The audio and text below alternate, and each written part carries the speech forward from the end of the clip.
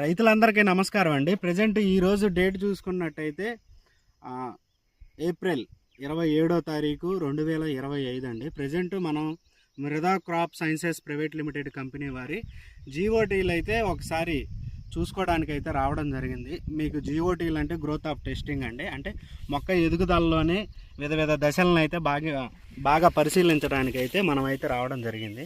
ఒక్కసారి చూడండి, చిక్కదనమైన కాపు మృదా crop sciences private limited కంపెనీలో మనం ఇప్పుడు దాకా 3 వెరైటీలు తేజాలు అనుకున్నాం కదండి. అందులో ఇదొకటి.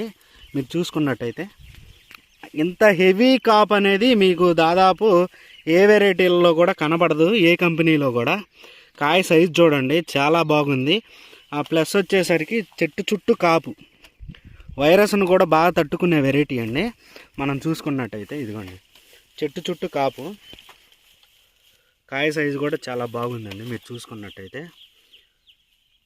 తర్వాత వైరస్ను బాగా తట్టుకునే వెరైటీ, ప్లస్ వచ్చేసరికి నల్లిని కూడా తట్టుకునే వెరైటీయే. ఇంకా పైన పోతుంది. ప్రజెంట్ ఒక్క చెట్టు అని కాదండి, ప్రతి చెట్టుకు కూడా కాపు ఈ లెవెల్లోనే ఉంది చెట్టు చుట్టూ. మనం చూసుకున్నట్టయితే ఇదంతా జీఓటీ పర్యవేక్షణ అండి. మనం చూసుకున్నట్టయితే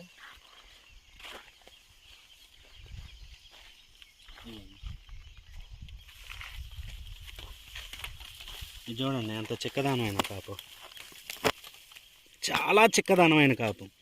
మృదా క్రాప్ సైన్సెస్ ప్రైవేట్ లిమిటెడ్లో ఈ కొత్త వెరైటీలు అనేది చాలా రెసిస్టెన్సీ పవర్, అంటే మీకు నల్లిని కానీ వైరస్ని కానీ బాగా తట్టుకునేవి. ప్లస్ వచ్చేసరికి కాటాలు కూడా చాలా బాగా వస్తున్నాయండి.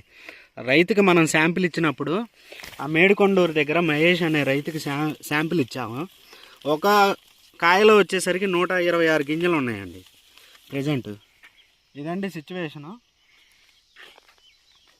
Okay sir.